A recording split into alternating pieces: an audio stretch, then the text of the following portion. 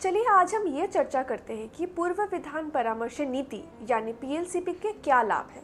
पहले जो हितधारक नीति से सीधे प्रभावित होते हैं उन्हें अपनी राय व्यक्त करने का एक मौका मिलता है और तो और सरकार को इस बात की जानकारी मिलती है कि वो नीति नागरिकों को किस प्रकार प्रभावित करती है।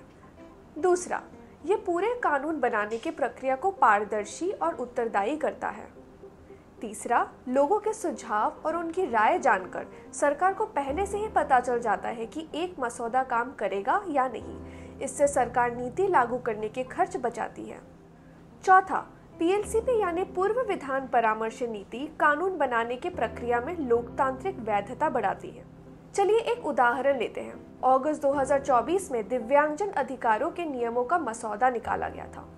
इस मसौदे में ये प्रस्ताव किया गया था कि यूनिक डिसेबिलिटी आइडेंटिफिकेशन कार्ड या यूडीआईडी के आवेदन की प्रक्रिया पूरी तरह से ऑनलाइन कर दी जाएगी। अब इसमें कठिनाई यह थी कि जो लोग ऐसे क्षेत्र में रहते हैं जहां डिजिटल की पहुंच या इंटरनेट नहीं है, उनके लिए यह प्रक्रिया मुश्किल हो जाती है। इस मसौदे में यह भी प्रस्ताव रखा गया था कि अगर चिकित्सा प्राधिकरण यूडीआईडी के आवेदन के लिए 2 साल तक कोई निर्णय नहीं लेता है तो नागरिकों को वापस से ये पूरी प्रक्रिया शुरुआत से चालू करना पड़ेगा और यूडीआईडी के लिए एक नया आवेदन जमा करना पड़ेगा। यह प्रस्ताव काफी असुविधाजनक था क्योंकि इसके दौरान नागरिकों को 2 साल तक एक यूडीआईडी कार्ड के लिए इंतजार करना पड़ता और अगर किसी कारण उन्हें जवाब नहीं मिलता है तो उन्हें यह प्रक्रिया वापस करना पड़ेगा। सरकार ने इस मसौदे के ऊपर नागरिकों के सुझाव प्राप्त करने के बाद यह निर्णय लिया कि जो वर्तमान मसौदा है वो समुदाय पर नकारात्मक प्रभाव डालता है।